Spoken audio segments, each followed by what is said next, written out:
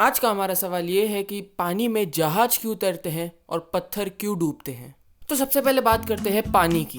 पानी एक transparent liquid है जिसका डेंसिटी है 1000 kg पर मीटर क्यूब। अब डेंसिटी क्या होता है? तो डेंसिटी मतलब घनत्व किसी चीज़ का गाढ़ापन होता है। अगर किसी चीज़ का गाढ़ापन कम हुआ तो उसकी डेंसिटी कम होती है, और अगर उस चीज़ का गाढ़ापन ज़्यादा हुआ तो उसकी डेंसिटी ज़्यादा होती है। समझ लीजिए पानी का गिलास और शहद का गिलास। पानी के ग्लास की डेंसिटी कम है और शहद के ग्लास की डेंसिटी ज़्यादा है, क्योंकि पानी में कम गाढ़ापन है और शहद में ज़्यादा। अब बात इस पे आ जाती है कि जो डेंसिटी 1000 kg पर मीटर क्यूब पानी की है वो कैसे गिनी गई है। अब समझ लीजिए एक ऐसा डब्बा है जिसकी लंबाई, चौड़ाई और गहराई 1 मीटर की है। अगर आप उस पूरे डब्बे को पानी से भर दें तो जितना पानी उस डब्बे को भरने में लगेगा उस पानी का कुल वजन होगा 1000 kg। आर्किमिडीज प्रिंसिपल के हिसाब से कोई भी चीज़ पानी में तब तक तैरेगी जब तक वो अपने वजन या उससे ज़्यादा का पानी ना हटाए।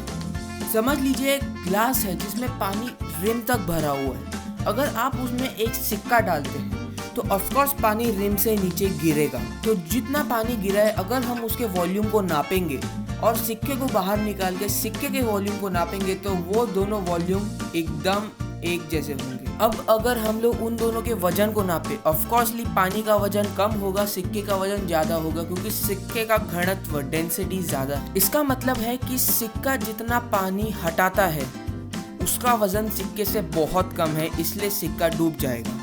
तो क्या हम किसी चीज की डेंसिटी जान के ये बता सकते हैं कि क्या वो पानी में तैरेगी या नहीं? तो ज्यादातर शिप्स जो बनती है वो बनती है स्टील से, जिसका डेंसिटी होता है 8000 kg पर मीटर क्यूब। अब क्योंकि पत्थर का डेंसिटी नियमित नहीं होता, किसी का डेंसिटी कम होता है, किसी का डेंसिटी ज्यादा होता है, तो मैंने खुद एक सबसे गाढ़ा पत्थर लिया और उसका डेंसिटी नापा तो पता चला कि उसका डेंसिटी 5300 kg पर मीटर क्यूब है। एक सेकंड, इसका डेंसिटी तो स्टील से कम है। ज्यादा डेंसिटी वाला स्टील पानी में तैर रहा है लेकिन कम डेंसिटी वाला पत्थर नहीं। क्यों?